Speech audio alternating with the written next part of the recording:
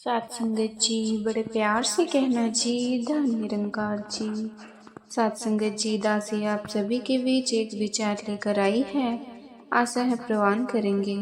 सात संगत जी अगर आप मेरे चैनल पर नए हैं तो चैनल को सब्सक्राइब करना ना भूलें और साथ ही कमेंट बॉक्स में धन निरंकार जी जरूर लिखें। सात संगत जी बड़े प्यार से कहना जी, धन निरंकार जी। सात संगत जी हम सत्संग में जाते हैं। सत्संग में जो विचार होते हैं अगर हम उन्हें अपनी जिंदगी में अपना लें तो हमारे जीवन बदल सकता है। सात संगत आज की साखी इसी विषय पर है। सात संगत जी प्यार से बोलिए जी, धन निरंकार जी। सात संगत एक राजा के महल में एक संत आए। सात संगत बहुत पहुँचे हुए संत थे। राजा ने संत का बहुत मान सम्मान किया, खूब आदर सत्कार किया। राजा ने संत को बहुत अच्छे से भोजन कराया। सात संगत राजा की सेवा को देखकर संत बहुत खुश हुए। जब वो संत जाने लगे तो उन्हें लगा कि उन्हें भी राजा को कुछ देना चाहिए।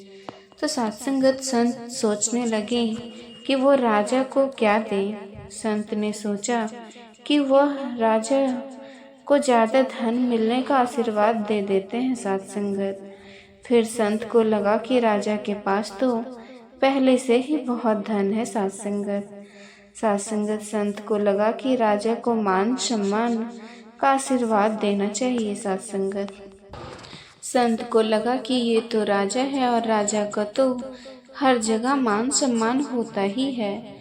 बहुत देर सात संगत संत ने सोचा कि राजा को कोई ऐसी चीज दिए जाए जो राजा के पास पहले से ना हो।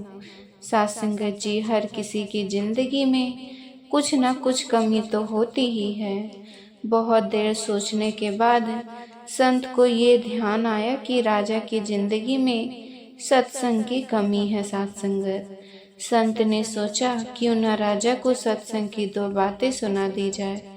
संत राजा के पास आए, उनको कहने लगे कि कल आप अपने परिवार के साथ सत्संग में आइएगा।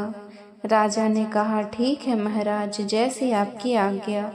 अगले दिन राजा सुबह सुबह अपने पूरे परिवार के साथ संत के पास गए। सात संगत संत ने सोचा कि राजा ने अपनी जिंदगी में कभी सत्संग सुना नहीं होगा तो बड़ी बड़ी सत्संग की बातें राजा को कैसे समझ आएगी।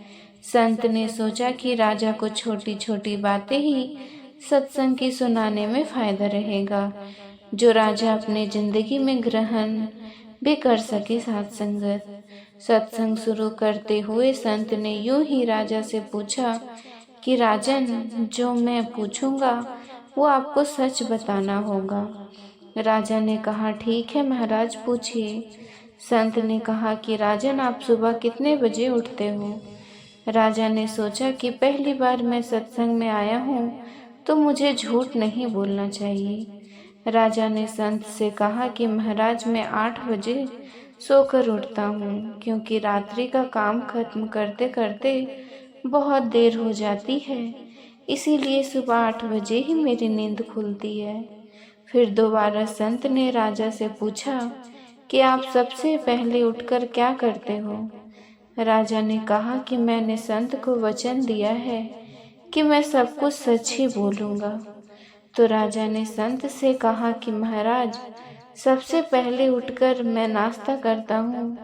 संत ने राजा से कहा कि राजन, ये दोनों बातें ही गलत है।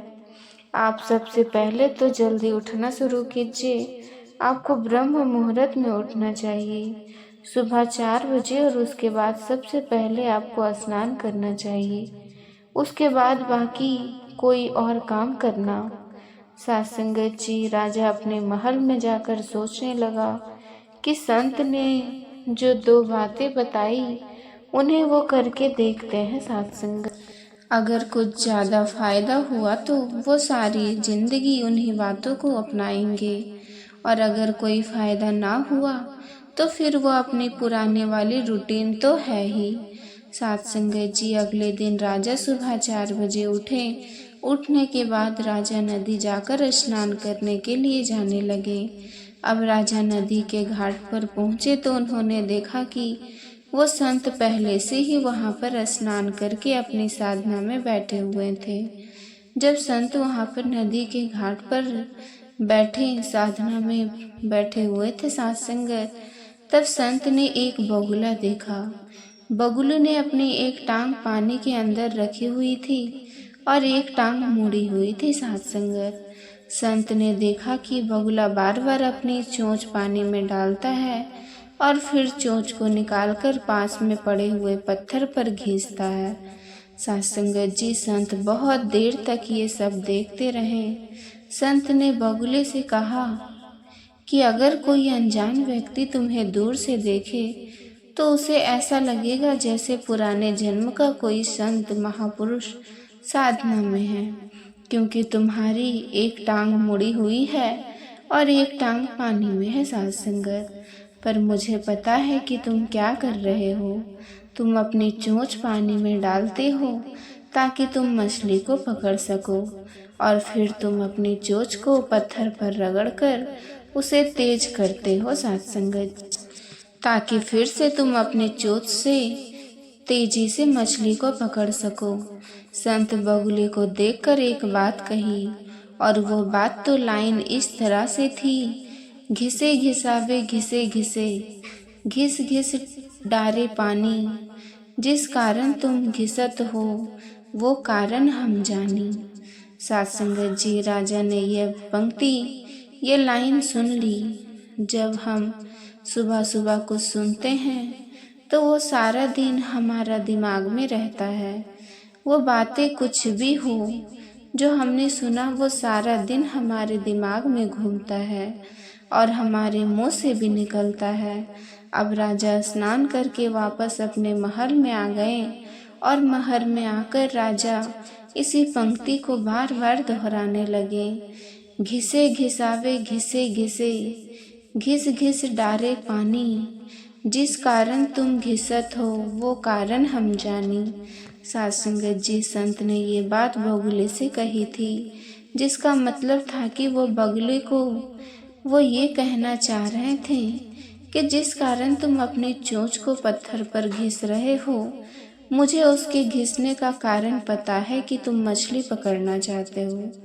लेकिन अगर कोई बाहरी इंसान, साध संगत जी, मुझे उसके घिसने का कारण पता है कि तुम मछली पकड़ना चाहते हो, लेकिन अगर कोई बाहरी इंसान तुम्हें दूर से देखे तो उसे समझ नहीं आएगा कि तुम अपने चोंच को क्यों घिस रहे हो।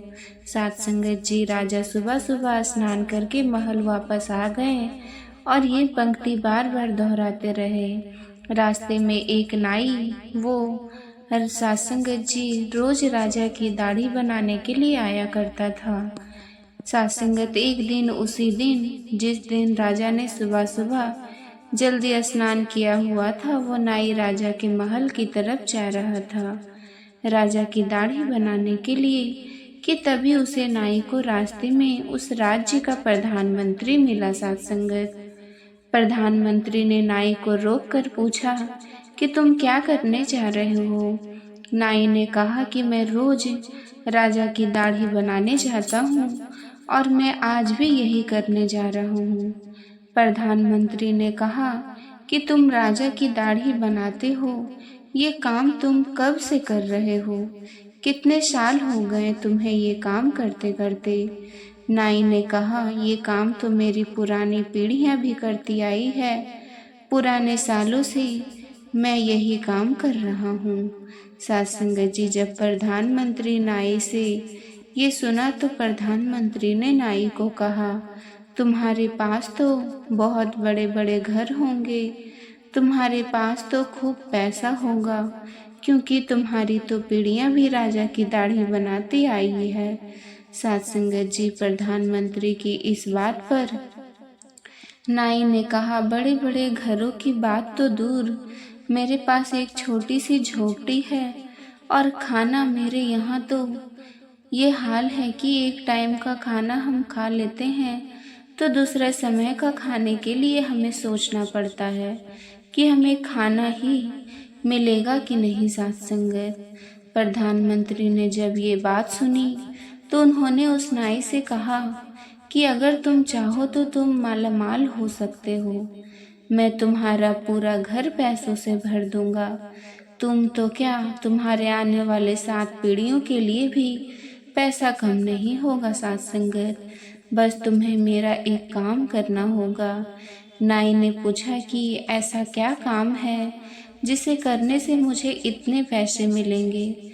तो प्रधानमंत्री ने कहा कि जिस तरह तुम राजा की दाढ़ी बनाते हो, तुम उसी तरह से राजा की गर्दन काट देना।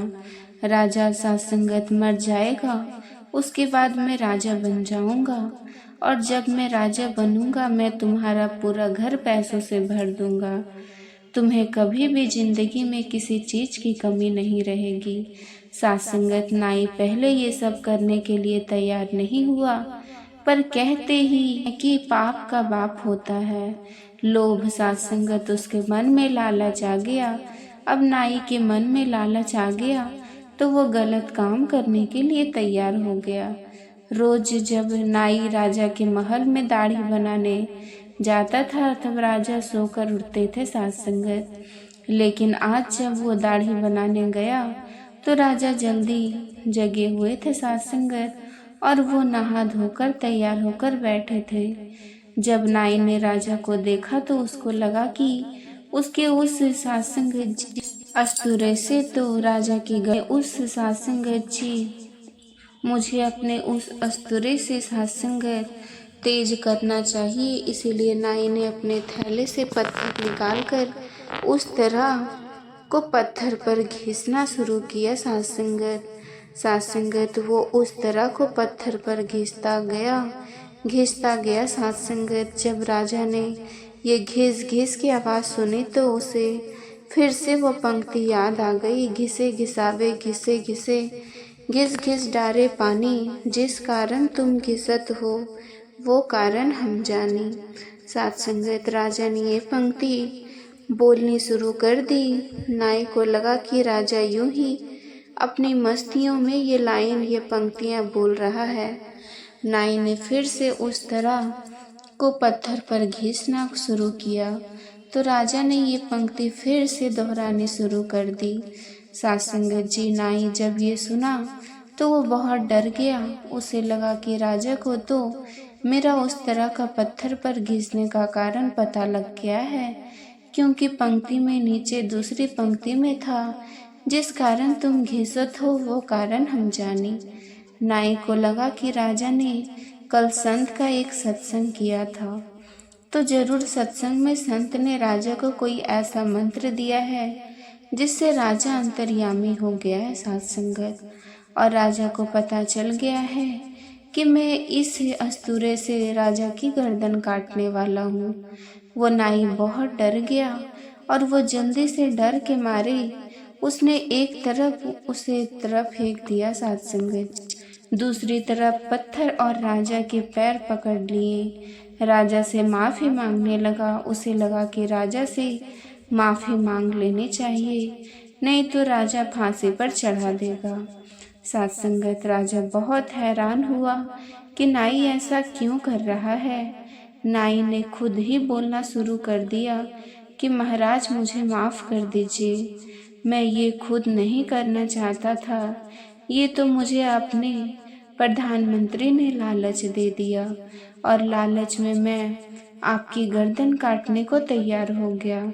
साथ संगत जी, राजा को पूरी बात समझ में आ गई कि किस तरह से प्रधानमंत्री ने उसे मारने की योजना बनाई हुई थी, पर उसकी दोहराई हुई एक पंक्ति से उसकी जान बच गई। साथ संगत जी, जिस तरह से संत की केवल एक पंक्ति बोलने से जो राजा ने अनजाने में सुनी और अनजाने में ही दोहराई, जिससे राजा की जान बच गई। साथ संगत, कहने का मतलब है साखी से साथ संगत सीख मिलती है कि सत्संग में संत ने केवल 2 बातें राजा को कही कि सुबह जल्दी उठना है और सबसे पहले स्नान करना है। उस दिन से राजा ने जल्दी उठे और स्नान के लिए गए। साथ संगत, स्नान के लिए गए तभी उन्होंने संत के मुंह से ये पंक्ति सुनी साध संगत, और ये पंक्ति सुनने पर राजा ने बार बार दोहराई, जिसकी वजह से राजा की जान बच गई। तो साध संगत जी, इसी साखी में हमने यह देखा कि सत्संग की केवल एक बात को मानने से उस राजा की जान बच गई। तो अगर हम सत्संग में आए हुए हर एक विचारों को, जितने भी विचार सत्संग में होते हैं, अगर हम उसे अपनी जिंदगी में अपनाएंगे तो हमारे में कितना सुधार होगा साध संगत। इसीलिए सत्संग में जो भी विचार हो, जो भी सिखाया जाए, उसे पूरी तरह से सीखिए, अपनी जिंदगी में अपनाइए साध संगत। इससे हमारी जिंदगी बदल सकती है। उम्मीद करूंगी कि आज की साखी आपको जरूर पसंद आई हो साध संगत। साध संगत जी, प्यार से कहना धन निरंकार जी।